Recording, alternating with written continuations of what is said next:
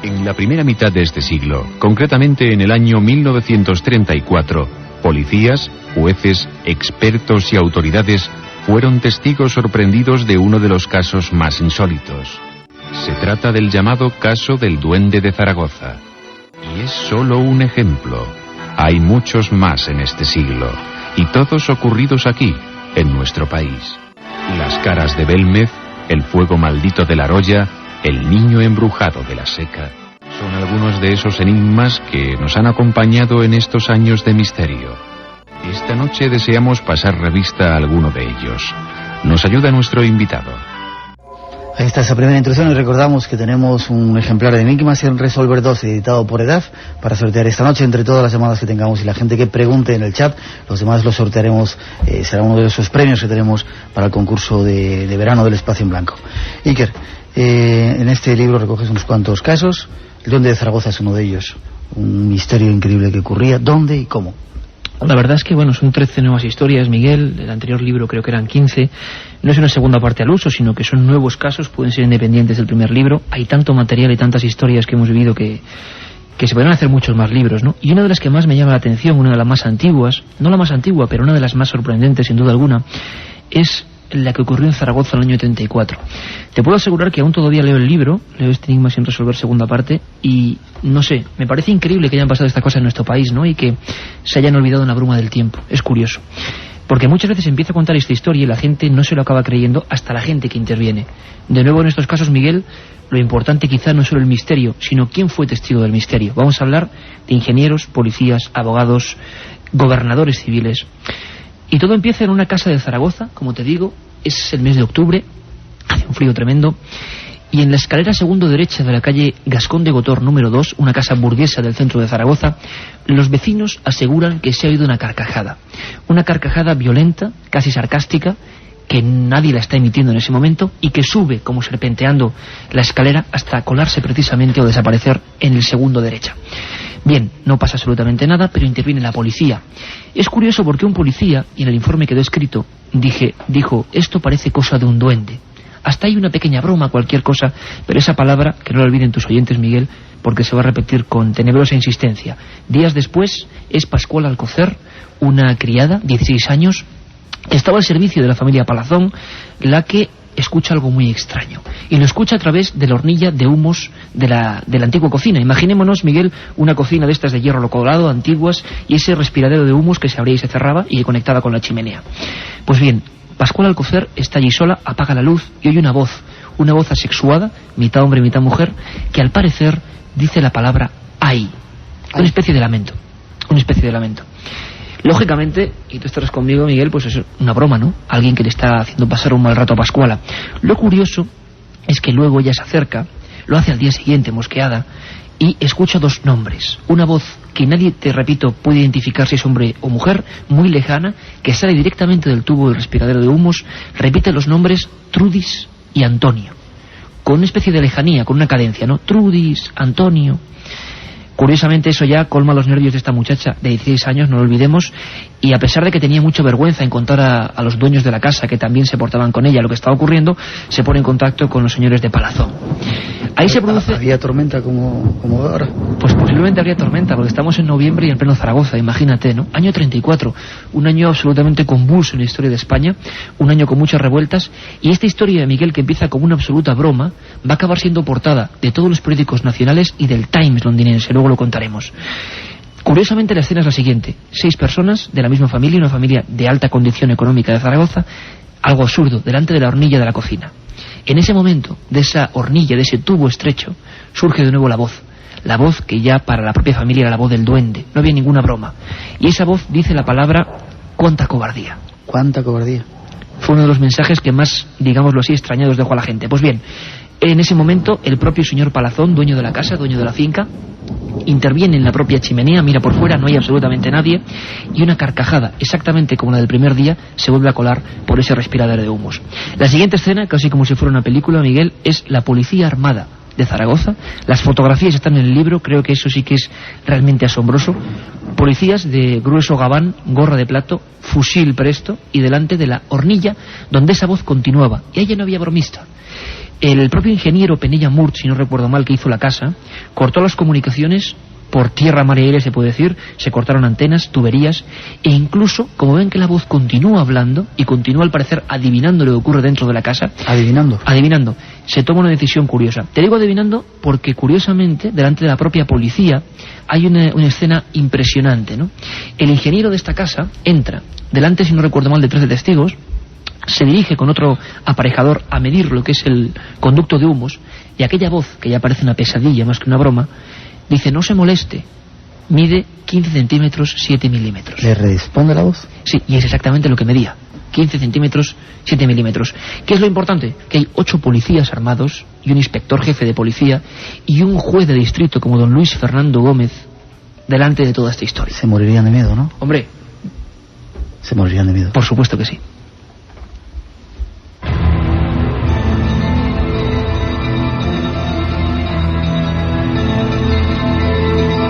Uno de los primeros casos, el duende de Zaragoza. ¿Qué ocurría, Iker? ¿Qué más pasaba? Curiosamente esa voz, Miguel, continúa hablando, sigue profiriendo frases que nadie puede comprender, y al final se toma una decisión impresionante, ¿no? Que es aislar la casa.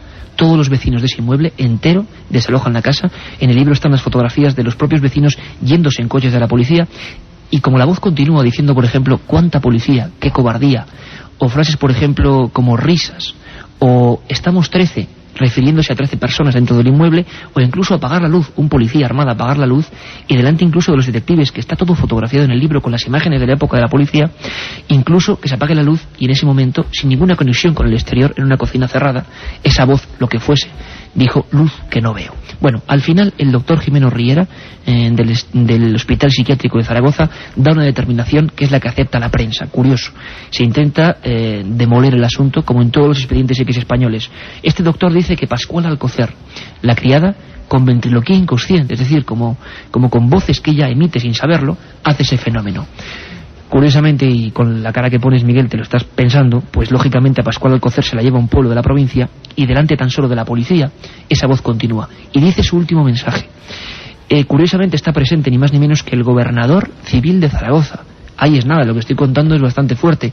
Don José Otero Mirelis, que ante el caliz que toman los hechos, hace un comunicado que yo recojo en el libro, que es impresionante, en el que dice a toda España, en las portadas de todos los periódicos de la época, como La Nación, El Sol, El Heraldo, dice que por favor se deje de hablar del asunto del duende de Zaragoza, porque nadie sabe lo que ocurre, y la policía y la casa aislada continúan recibiéndose las voces, y nadie sabe quién es el fantasmal bromista. Esto lo hace, creo que es único en la historia, un gobernador civil. Pues bien, la última vez que se escucha la voz, si no recuerdo mal, es en diciembre del año 34, y el mensaje es el siguiente: con la casa vacía y 3 policías que salen en las fotos empuñando su fusil. Ya no estaba la criada, ni estaba absolutamente ninguno de los vecinos, tan solo la policía. Esta voz dice: voy a matar a todos los habitantes de esta casa. Es el último mensaje del de Zaragoza. Y en este libro lo que yo aporto es una cosa que, eso que el caso es famoso, el caso, como te digo, llegó a ser portada del Times de Londres, el Times de Londres, que publicó en su portada un titular que decía: irónico duende en Zaragoza, que no se podía saber qué es lo que pasaba allí. Pues resulta que descubro una historia curiosa, muy truculenta, muy terrible, que es, y lo doy con todos los datos, Asunción Jiménez Álvarez, una persona espiritista, que no se publicó apenas nada en la época. Ese mismo día del último mensaje, al parecer mandada por la policía, como espiritista, como vidente, digámoslo así, a hacer una sesión de espiritismo en un inmueble justo anexo, por el otro lado, a donde ocurrían las voces. La calle, los datos, el número está en el libro, y curiosamente Asunción Jiménez Álvarez, y esto jamás lo supo nadie, entra en contacto con el supuesto duende. Hacía unas horas que se había dicho esa frase de voy a matar a todos los habitantes de esta casa, y delante de los policías y delante de varias personas que acompañaban en esa sesión de espiritismo, de la que jamás se ha sabido nada hasta 60 años después, hoy muere de un colapso tremendo en plena mesa. Incluso uno de los médicos se niega a dar el parte de defunción, absolutamente aterrorizado, y esta muerte se solapa, nadie sabe absolutamente nada. La saco ahora. No quiero decir que el duende o lo que fuese mató a aquella mujer, pero la última vez que ese duende, esa voz, lo que fuese, habló delante de la policía, esta mujer falleció. Es la única conclusión que podemos tener. Es muy curioso, Miguel, porque hoy, si alguien va a Zaragoza, casi 70 años después, si alguien va a Zaragoza, se va a encontrar una cosa: casas nuevas, casas absolutamente reformadas, una calle que es Gascón de Gotor, casas antiguas, y donde debiera estar la del duende, una casa blanca y grande. Es la casa que derruyeron. Así se acabó con el misterio. Se derruyó. Si uno va al portal y se acerca, va a ver que el edificio tiene un nombre muy curioso. Es un pequeño homenaje a esta historia. Edificio Duende. Espacio en blanco. Mucho más de lo que puedas imaginar.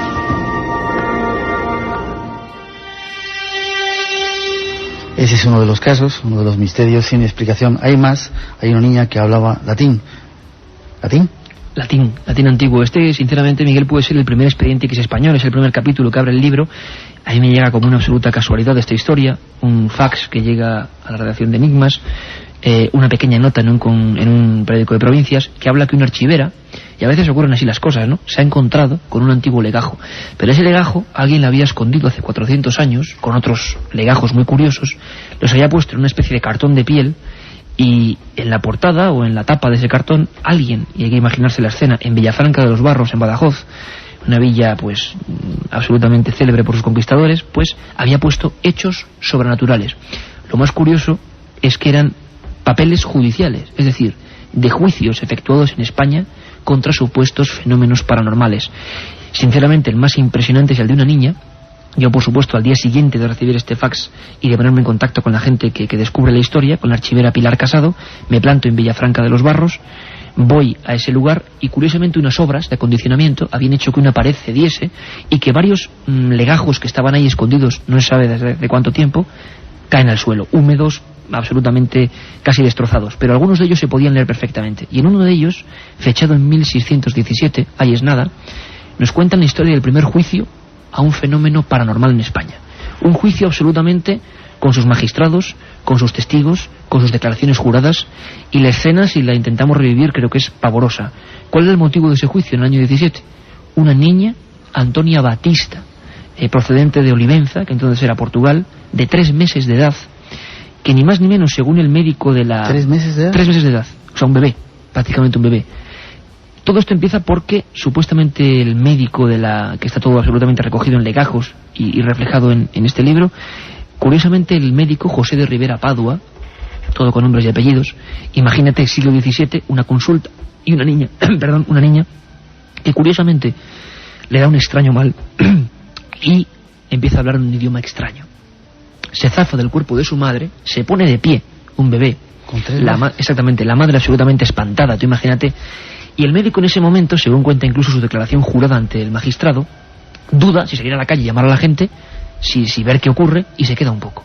Y entonces esa niña, en medio de aquella consulta antigua de un médico, se queda de pie, comienza a sonreír, y si me lo permites, porque creo que aquí lo mejor es directamente pasar a las palabras que escribió hace 300 años ese médico, comenta lo que ocurre en esa escena. Y esa escena, Miguel, sinceramente, es el primer expediente que es español. Te lo cuento muy brevemente. Habla José de Rivera Padua, médico prefecto de Villafranca de los Barros en aquel siglo XVII. Y dice el médico en un extracto de este legajo que he recuperado: y este testigo quiso salir de la casa y, yendo a tomar su capa, miró a la dicha niña, que llaman Antonia Batista, la cual con violencia comenzó a levantar los brazos y piernas, poniéndosele la cara muy roja, y este testigo juzgó que le daba algún accidente a la dicha niña. Levantando la cabeza del brazo de su madre y irguiéndose, comenzó y dijo en voces altas y claras: Domus Austriaca conteret caput tum. Y cuando la niña comenzó a decir las palabras, comenzó en tono bajo y acabó en tono alto, con mucha fuerza y violencia, mostrando en sí alegría y sobrenatural gozo. Esto es el inicio de una historia absolutamente apasionante. Esa niña empieza a hablar en latín, en perfecto latín, tanto que el médico puede transcribir, y da la casualidad, siempre recurrente esa casualidad, de que pared con pared vive Álvaro Guerra Bolaños, que era ni más ni menos que el alguacil mayor, el jefe de la Inquisición en Extremadura, que pasa lógicamente a la casa de su colega el médico y observa la escena. Al poco tiempo, más de 40 testigos con nombres y apellidos observan a esa niña hablando en perfecto latín, sonriendo, riendo, con la cara moratada, y su madre absolutamente llorando. Después la niña cae al suelo absolutamente dormida, como si eso fuera una pesadilla, y al final se le juzga. Se le juzga, y los papeles del juicio son impresionantes, son declaraciones una tras otra, con los alcaldes, con el cura, con lo que era la policía de la época, más de 50 testigos con sus firmas en ese legajo absolutamente increíble, el primer expediente que es español. Al final esa niña, es muy curioso, se le da como endemoniada y se le obliga a volver con su madre a un convento en Olivenza, donde ya yo le perdí la pista y donde debió morir, considerada una niña poco menos que demonio, ¿no? Hoy en día, tú lo sabes bien, la parapsicología hablaría de xenoglosia, ¿no? Capacidad de hablar lenguas que el testigo no conoce, lenguas muertas. Y la psiquiatría también habla de estas cosas, pero muchas veces se intenta decir que estos son lecturas que alguien tiene y que luego recuerda. Lo más curioso, Miguel, es que qué clase de lectura pudo tener una niña de 3 meses del siglo XVII. Y esa niña, como no ha ocurrido nunca en la historia, con 50 testigos, habló durante 10 minutos en perfecto latín. Ahí está el misterio.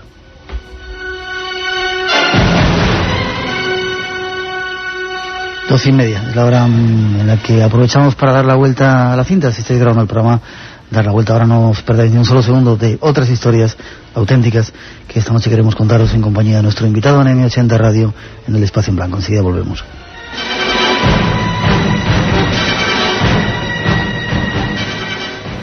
M80 Radio.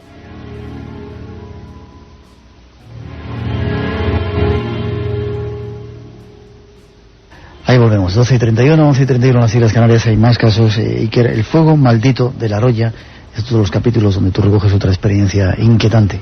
¿Nos cuentas? Sí, porque la verdad es que este país es como privilegiado, ¿no?, para los misterios.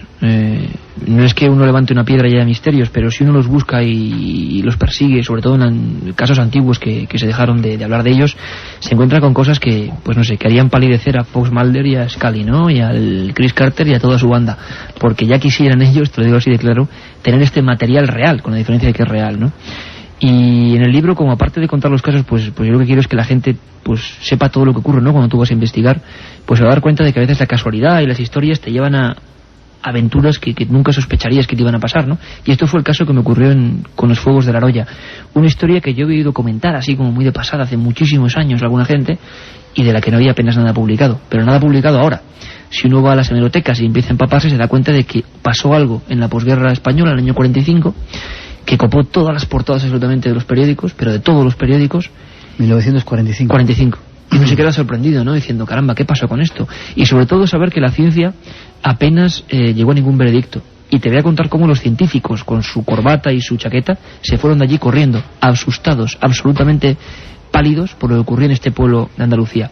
Este pueblo al que yo fui, y me llevó una sorpresa tremenda, y lo cuento, porque cuando empiezo a hablar con la gente, es un pueblo perdido en lo que es el corazón del desierto de Almería, o sea, el corazón absoluto. Allí está. Y hablo con alguna gente, testigos de esta historia, y me decían que después habían pasado 54 años y que nadie había vuelto a preguntar por eso. Nadie se había vuelto a interesar. La ciencia dijo una cosa, los periódicos contaron una cosa y nadie volvió. Y esto te deja todavía más alucinado, ¿no? ¿Cuánto hay por hacer todavía? Yo empiezo a investigar y la historia empieza en un cortijo del que aún hoy quedan las piedras ahí desnudas en la montaña, llamado Cortijo Pitango, ¿no? Cuando una serie de fuegos azulados que se reproducen dentro de las propias habitaciones empiezan a atacar o a tomarla con alguna gente. ¿Fuego que surgía de repente? Fuego que surgía de repente, Miguel, fuego que aparecía como unas llamas, pero sin combustión ninguna aparente de algo, es decir, como las velas que tenemos aquí ahora mismo cuando estamos hablando, si las cogemos solo la parte azul, con algunos testigos me hablaban de la forma de un gorro de obispo. Fíjate qué curioso, una forma flamígera, una especie de bola luminosa, podríamos llamar también, ¿no?, que aparece de repente dentro de las habitaciones, no en pleno campo, y se ceba con las camas, con los trajes. Y las prende. Todo esto está un poquito como en silencio, ¿no? Es una época muy dura, más en esa zona que es la de renta per cápita más baja de España en la época. No se quiere molestar a la Guardia Civil, que estaba a unos kilómetros, hasta que María Martínez, una de las niñas de 9 años, es abrasada como una antorcha, ¿no? Las llamas le alcanzan, la rodean, no muere de milagro, porque su propio hermano es el que le apaga. Y curiosamente esa misma hora, en el cortijo Estella, muy cerquita, José Sánchez Acosta, otra de las personas, denuncia ya a la Guardia Civil, absolutamente aterrorizado, que esos fuegos que se ven por la noche han quemado las piernas de su madre. Al mismo tiempo, 2 caballos mueren ardiendo, con llamas, pasto, digamos, que empieza a arder de repente, hay incendios por todas las partes rodeando al pueblo, incluso el párroco, el cura Luis Silverio, estaba como loco dando en la iglesia campanadas a fuego, como él decía, para que la gente fuese a correr a apagarlo, y aquello desaparecía, sin dejar ni siquiera rastro de quemadura. Eso era un fuego muy especial, ¿no? Y un fuego que empieza a atemorizar solamente ese pueblo. Si tú sales de La Roya y llegas a Macael o a otros pueblos, ya no pasaba nada, nadie sabía nada. Interviene la Guardia Civil y el cabo José Santos Jiménez es el primero que llega allí con la idea de dar una buena paliza al bromista que está haciendo esas cosas, ¿no? ¿Qué le ocurre al cabo José Santos Jiménez? Pues muy curioso, que se le prende la capa, se le prenden las botas y se prende el caballo que muere con el que iba andando. ¿Sí? Sí, curiosísimo. Tan curioso como que incluso en el libro están las fotografías de estas personas investigando los hechos, entrevistando a algunas de las personas que mostraban sus ropas ardiendo, ¿no? ¿Cuánta gente podía morir en aquel pueblo en aquel momento? Eso nadie lo podía saber. Hay una noticia impresionante, que es la primera del Correo de Andalucía, que la recojo, que dice: una extraña tormenta de fuego en un pueblo de Almería. Poco a poco esas noticias, Miguel, van creciendo y se pueden ver, son impresionantes. Es 300 fuegos en una semana, 300 personas que arden vivas. Bueno, al final nadie sabe lo que ocurre y se genera la primera gran comisión de investigación científica de verdad 100%, creo yo, que para investigar un expediente X español. La prensa habla del asunto, nadie sabe lo que pasa, un pueblo atemorizado. Y bueno, no te voy a repetir porque están nombres y 2 apellidos de todos los que van allí, desde personas del geológico catastral, personas... Nos pregunta si murió alguien. ¿Murió alguien? No llegó a morir nadie, concretamente, solamente María Martínez y otra niña que también se llama María Molina González, son con quemaduras de 3er grado, si no recuerdo mal, muy graves, pero ardiendo constantemente, ¿no? Entonces lo más curioso es que llega esta comisión, que es impresionante porque yo reproduzco exactamente, y esto sí que es casualidad y no lo puedo contar, cómo llegó a mis manos ese informe, el informe confidencial de lo que hace la ciencia allí. 16 científicos, Miguel, de la máxima alcurnia del Estado, mandados por gobernación, a los que se les da una orden: vayan a ese pueblo perdido de Almería del desierto y nos cuenten qué demonios está pasando, porque nadie sabe lo que ocurre.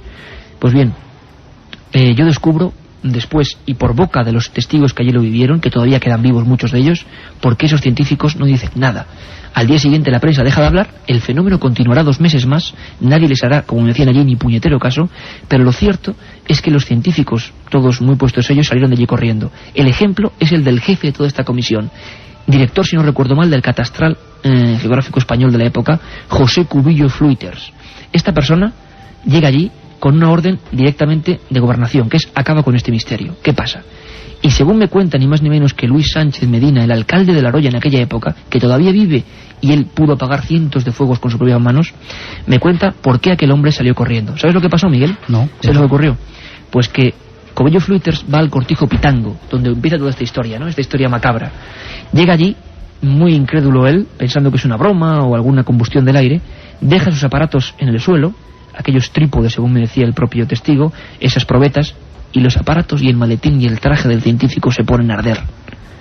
José Cubillo Fluiters pasa la noche en Almería, sale corriendo hacia el tren de Lulo del Río y hace un informe histórico que creo yo que de oficial, vamos, es impresionante, porque acabo diciendo que no sabemos qué ocurre en este pueblo de Almería y solo le pido a Dios, un científico mandado por gobernación, solo le pido a Dios que esto no se repita. Almería, 30 de junio del año 45. Así se olvida esta historia, que tiene un final también tremendo, y la gente va a decir: caramba, qué macabro, pero es que es así, las historias son así. ¿Recuerdas, Miguel, dónde empezaba todo? No en un cortijo vacío, en un cortijo hoy deshabitado, el cortijo Pitango. Curiosamente, María Martínez, la niña a la que no mata el fuego, sí se matará de otra causa, convencida de que aquellas llamas azules eran obra del demonio. Se tirará por un barranco. Su hermana ingerirá sosa cáustica, se matará con sosa cáustica, y a los 3 días su hermano aparecerá ahorcado en ese mismo barranco y en ese mismo lugar donde empieza uno de los mayores expedientes X que jamás nadie pudo solucionar. Es un fin trágico. La última fotografía de este reportaje es triste, pero es una tumba de ellos 3 en el cementerio de allí de La Roya, y nadie supo qué pasó con esta historia, nadie supo qué querían esos fuegos, por qué atacaban a la gente, por qué no tenían explicación. Ocurrió en nuestro país, Miguel, ocurrió en el año 45, y para mí es una vergüenza que nadie en 50 años haya vuelto sobre esta historia, que podría solucionar muchas cosas o aprender nuevas cosas de los misterios de la ciencia, ¿no?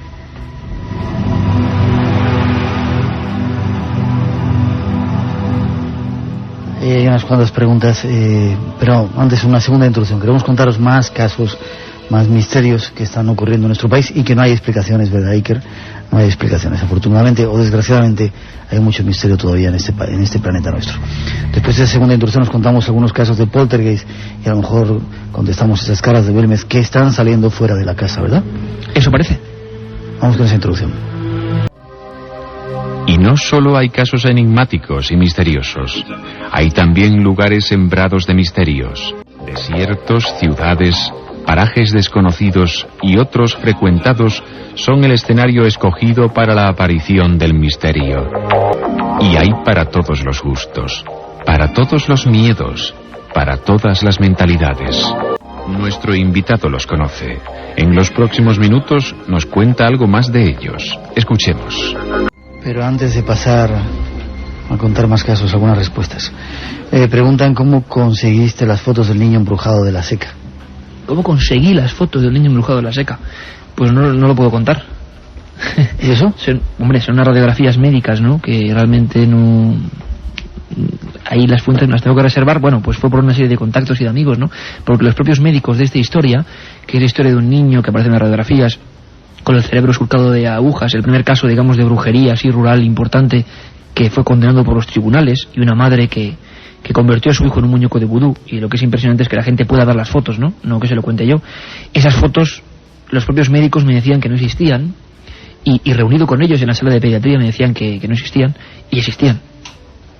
Y una serie de contactos de personas lograron poner en mis manos ese material del propio hospital, ¿no? Ya que has empezado a hablar, ¿cómo es el caso brevemente del niño de la Seca? Muy breve, Miguel. Esto es un niño en el año 71, si no recuerdo mal, que también lo investigan, para mí, los mejores reporteros que ha habido en este país, que eran los del diario Pueblo, en este caso Jaime Martín Semprún y José Garrote, que descubren que hay una historia muy curiosa en Valladolid de un niño que al parecer está lleno de agujas por el cuerpo. O sea, tampoco se contó mucho más, ¿no? Un niño que operaron varias veces. Yo me pongo sobre la pista, pues 30 años después, y aunque 30 años después sea mucho más difícil, también ha cambiado los tiempos, ¿no? Y han cambiado las cosas, y aunque me pusieron, sin duda alguna, el caso con más dificultades, porque al final el propio jefe de la audiencia de Valladolid fue el que me dio los documentos, consiguió una serie de materiales pues muy impresionantes. Una madre que no hablamos de Haití o de esos mundos que tú conoces muy bien, ¿no? Donde se comprenden más estas cosas, hablamos de Valladolid, para que la gente sepa que en España también hay mucho misterio, y hay un mundo brujeril, rural, ancestral, que todavía está ahí latente, ¿no? Esta madre, vienen los nombres y apellidos en el libro y todas las identidades, pues de alguna forma, con algún ritual que ningún médico puede explicar y que se llega a catalogar de milagro médico, introduce 30 agujas en el cuerpo de su hijo, 5 de ellos, si no recuerdo mal, dentro del cerebro, y lo que puede ver la gente en el libro son las radiografías de un cerebro que yo en mi vida, por no decir otra cosa, he visto algo parecido, que es un cerebro atravesado de arriba abajo con agujas de coser. Lo más curioso... ¿De coser pequeñitas o grandes? Grandes. Y de grandes, finas, pero grandes. Yo lo que atraviesan el cerebro de cabo a rabo, tú lo puedes ver aquí en las imágenes.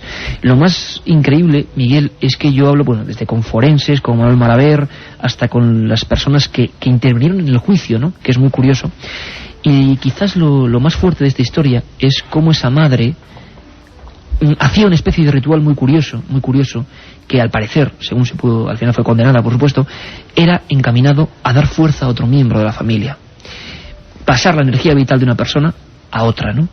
Lo más curioso es que este niño no solo tenía agujas en el cerebro, tenía agujas en el bazo, en el hígado, en el corazón, y no lloraba, no sangraba, simplemente sonreía y hacía una serie de ruidos, y inconscientemente, porque, repitamos, la madre no sabía ni leer ni escribir, ni tenía ningún tipo de cultura para penetrar con una, no sé, cirugía milimétrica zonas del cerebro que se sabe que no va a matar a nadie, eso es imposible. Lo que hace esta mujer, no sabemos todavía por qué, es llevarla a un médico de allí, el doctor Manuel Molero, si no recuerdo mal, y este hombre se da cuenta de que, caramba, de que en la zona del cerebelo este niño tiene 3 puntitos, no puede sacarle nada. Llega a Valladolid, a la ciudad sanitaria de Valladolid, que también conoce nuestro amigo Nacho Ares por sus investigaciones por allí, y resulta que empiezan a extraer agujas y se dan cuenta por las radiografías que ese niño está surcado como un muñeco de vudú con agujas por todo el cuerpo, ¿no? La madre condenada, el niño no murió, otra cosa que los médicos nos explican.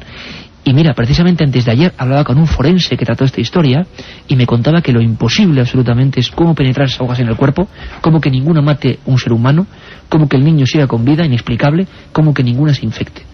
Ese niño estuvo meses con 30 agujas dentro del cuerpo en un ritual hecho no al otro lado del mundo, sino en plena Castilla, ¿no? ¿Cuántos años tenía el niño? El niño tenía, si no recuerdo mal, 8 meses. ¿8 meses? 8 meses. Curioso. Vamos con más casos. Queremos, las caras de Belmez están saliendo. La invitación seguramente la hacemos mañana. La invitación a que la gente vaya este verano, si pueden, si quieren ver misterio, a Belmez de la Moraleda. ¿Te acuerdas cuando estuvimos allí? Hombre, bueno, de acordar. Tremendo las caras por ahí, cómo están. Y cómo están vivas y cómo se mueven. Vamos con poltergeist, que quizás sean, hablamos de geografías malditas, lugares, casas donde están ocurriendo fenómenos tremendamente extraños. Hombre, esto te puedo decir que a mí me da hasta miedo, ¿no? Te lo digo sinceramente, porque recuerdo haber hecho estas investigaciones y a uno se le ponen un poco los pelos de punta, ¿no? Hay un caso que se ha pasado a convertir en uno de los clásicos en Madrid, pero que mucha gente probablemente del resto de la península no sepa. Vallecas, que es uno de los casos donde interviene la policía, solo uno de tantos, porque precisamente, te cuento que hace unos días yo tuve comunicación con otra persona de Barcelona, un policía armada, que fue testigo de todas estas historias. Es decir, cuando tú divulgas esto, surgen nuevos casos, no son los únicos. Pero te puedo decir una cosa, Miguel, una de las historias más sobrecogedoras, sin duda alguna, que yo he investigado, que yo he compartido con la gente de aquella casa y que la policía, al parecer, ha intervenido, es la que ocurre en Vallecas en el año del 92, en el mes de noviembre. Una historia que empieza mucho antes y que a mí me da pie, dentro del libro, para hacer un capítulo solo dedicado a poltergeist en la capital de España. Madrid, 5 millones de habitantes, una vida muy moderna, donde aparentemente no pasa nada, pero pasan muchas cosas, ¿no? En casa de cualquiera de nuestros oyentes o de nosotros mismos pueden ocurrir estas cosas de poltergeist, ¿no? Que como todo el mundo sabe viene de poltergeist, duende o espíritu chillón o burlón, ¿no? Un fenómeno del que se sabe muy poco, que nos acompaña durante la historia y que un caso tipo sería este, una familia humilde de la zona de Palomeras que aparentemente tiene una hija con ciertos problemas, una hija Estefanía Gutiérrez Lázaro, que le gusta jugar con la Ouija, ¿verdad? Ese juego, Miguel, tan curioso, mal llamado juego, que a veces pues da más que una sorpresa, ¿no? Estefanía Gutiérrez Lázaro, del que vienen en el libro algunas fotografías, las únicas que se conservan, al parecer fallece en consecuencias muy extrañas y muy agravantes en una cama dentro de su propio domicilio. Hubo algunos problemas incluso para hacer el parte de defunción y demás, y muere cuando horas antes había estado jugando a la Ouija, y según sus compañeras, yo localicé algunas compañeras del colegio, un humo negro dentro del vaso de la Ouija salía, rompía el vaso y se le metía dentro de la nariz. Siempre testimonios de las personas que dicen haberlo visto. Esto no lo digo yo. Lo curioso es que horas después, según reza el parte forense, Estefanía Gutiérrez Lázaro, una chica corpulenta de 18 años, absolutamente, vamos a decirlo así, obsesionada con el espiritismo, fallece en esa cama, en esa habitación, que ahora mismo la estoy viendo, Miguel. Yo también. También la estás viendo, ¿no? Sí. De una cerrazón absolutamente terrible. Y yo no sé nada de energías y de cosas, pero yo me encontraba fatal. Y lo que te puedo decir, y pocas veces me mojo en estas cosas, es que yo estaba allí con un equipo de televisión, de una televisión local, que hacíamos en aquella época, junto al compañero Lorenzo Fernández, y recordaré toda la vida a la productora de televisión, Mamel del Pon, que me vino absolutamente aterrorizado diciendo, mira, las baterías de las 2 Betacam se han venido abajo. Absolutamente, en cuanto estábamos grabando un baño. Ese pequeño baño, que tú lo recordarás, que está junto a esa habitación donde se produjo esa muerte extraña tras hacer la Ouija, era donde Concepción Lázaro, la madre, aseguraba que después de la muerte de su retoña se escuchaba la voz de mamá, mamá, todas las noches surgiendo por el pasillo. Una voz que ella no duda y lo sigue manteniendo, decir que era su propia hija.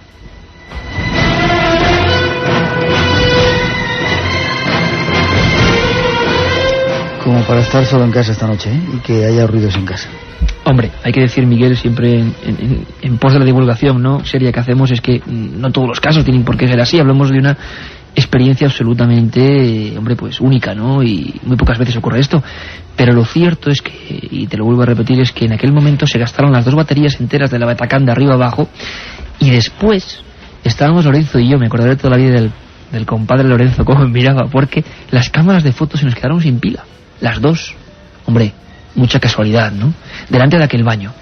Lógicamente yo luego con mi poca profesionalidad me puse a hacer una cuña, una especie de introducción, sentado en una cama, y era la cama donde había muerto Estefanía, y yo di un respingo que casi me da algo, ¿no? Porque todo aquel ambiente era digno de una película de terror. Y no hablamos de ningún castillo, no hablamos de ninguna mansión inglesa, hablamos de un humilde piso en Palomeras, en Vallecas. ¿Qué ocurre? Que a partir de ese día, al parecer, según siempre los testimonios de la familia, se escucha una voz en el pasillo. Y las 2 niñas, encantadoras, recogen la primera visión de una sombra con, al parecer, orejas, sin pelo, con el rostro alargado, muy fina, muy alta, que está aguardando junto a la cortina que está al final del pasillo. Esa misma visión, que ellas no cuentan en un principio, la acaban viendo el niño pequeño y los padres. Quizá la historia más dura, aparte de golpes, carcajadas, movimiento de objetos, la historia más dura y de las que yo recuerdo ahora, y de verdad que se me ponen los pelos, como diría mi compañero Francisco Contreras, como escarpias, es una historia que yo les grabo a las propias niñas en sus 2 literas. Imaginémonos una habitación muy pequeña con 2 literas. Ellas me cuentan, casi llorando, de miedo, cómo una de las noches, antes de que se llame la Policía Nacional, se abre la puerta y entra esa misma figura que estaba de pie al final del pasillo, altísima, serpenteando, con el pecho contra el suelo, sin cara, y que llega hasta el final de un montón de muñecas, esas típicas muñecas de porcelana, que creo que todavía estarán allí, en un montón, y que las muñecas, como impulsadas o impelidas por este ser, lo que sea, van estrellándose contra el otro lado de la pared, ¿no? Evidentemente salen corriendo, empiezan a gritar, y esa misma noche, cuando ya no pueden más, la pasan en el propio salón con colchones, No ha ocurrido más veces en Madrid esta historia de familias durmiendo en una habitación con el pasillo, gritos, amenazas, voces, y se llama la Policía Nacional. Y ese día la Policía Nacional hace una intervención directa, 4 inspectores de policía dentro de una casa civil donde hay un fenómeno curioso. No es ningún robo, no es ningún atraco, es un poltergeist.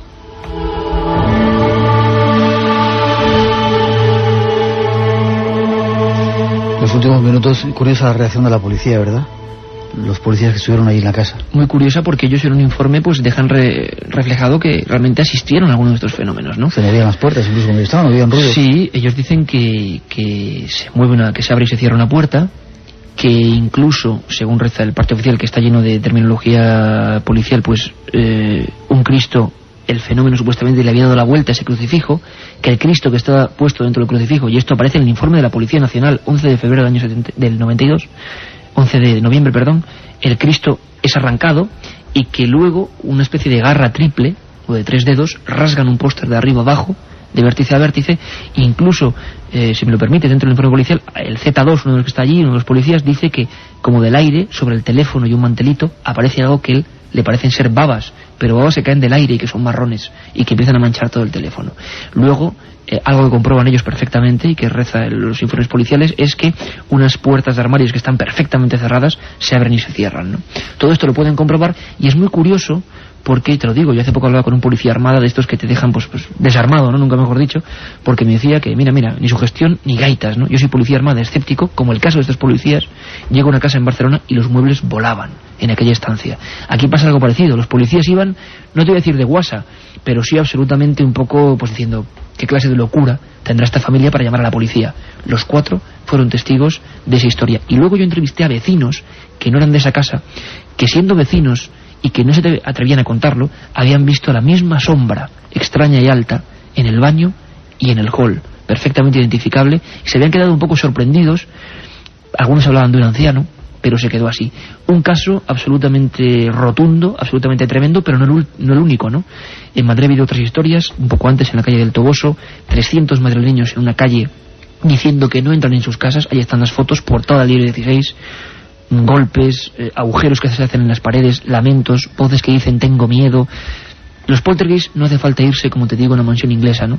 Basta darse un paseo por Madrid, ver algunas de esas casas que aún siguen habitadas, algunas ya sin nadie, y a través de sus ventanas intentar imaginarnos lo que allí pasó, ¿no? Fenómeno que nadie comprende, que se ceba en un lugar, que luego desaparece, y que a veces hay la extraña fortuna para los que divulgamos de que la policía interviene y deja, pues, referencia escrita absolutamente seria de que no lo conocemos todo y de que a veces las casas parecen cobrar vida, ¿no?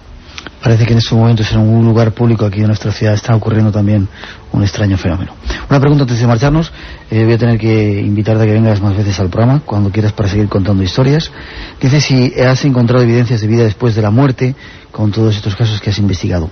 Alfonso de Sevilla nos lo pregunta. Pues al amigo Alfonso decirle que tristemente yo no, porque es que además yo me pongo al nivel de cualquiera de tus oyentes, Miguel. Yo soy solo una persona periodista que intenta estar en los lugares, documentarse, y yo evidencias no tengo de nada absolutamente, igual por fortuna, ¿no? Lo que sé es que hasta determinado nivel hay ciertos casos, ciertas historias, son 13 ejemplos en este Enigma sin resolver 2, 13 ejemplos que para mí, te lo digo, son un reto. No sé si de qué hay vida después de la vida, pero sí de que hay muchas cosas que no comprendemos, que podrían ser eso y acabar en esa conclusión, en que hay otras formas de vida, probablemente sí, pero yo lo que puedo aportar es este libro, estas fotografías, estos documentos, y decirle a la gente: no todo es como parece, conocemos muy poquita porción de la realidad, Miguel, y somos privilegiados porque en este país, no sé por qué ni por qué no, el misterio está ahí, palpable, latente, a la vuelta de la esquina, en cualquier lugar, no hace falta irse lejos.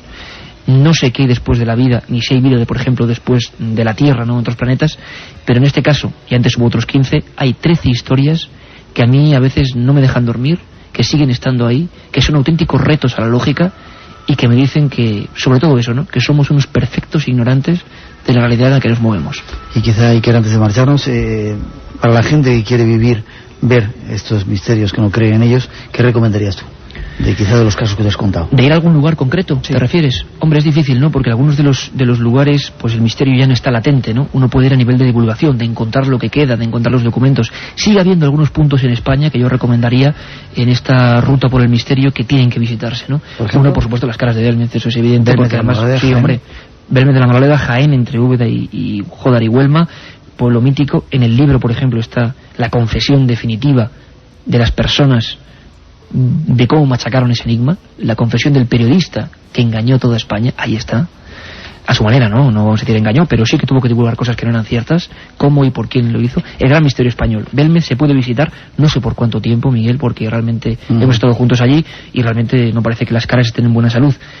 Pero tenemos uno de los grandes misterios mundiales ahí en Jaén, hay que ir a verlo. No estaría mal ir, por ejemplo, al pueblo de Ochate. Hablamos de él en otra ocasión, otro de mis lugares preferidos, ¿no? Donde aún se puede pasar una noche de misterio, sin esperar nada a cambio, simplemente estar en el entorno, estar a gusto, no hay que ir a buscar fantasmas, ¿no? Hay varios puntos, 5 o 6, otro día si quieres haremos una ruta por España, porque seguimos teniendo un país, te lo digo, privilegiado, absolutamente maravilloso, no solo en todo lo que tiene, ¿no? Sino en el misterio, algo en lo que casi nadie entra y del que se podrían escribir muchos más libros, ¿no? No solo una segunda parte, sino muchos más. Gracias por tu presencia en el programa, enhorabuena por este trabajo, enhorabuena por el éxito que estás teniendo. Seguiremos investigando. Afortunadamente hay mucho misterio por ahí, ¿verdad? Y afortunadamente hay gente que todavía investiga y todavía divulga, ¿no? Que es lo importante, así que pues para cuando quieras. De eso se trata. Gracias, feliz verano, que haya muchos misterios con los que te encuentres. Un abrazo, Miguel, gracias. Gracias.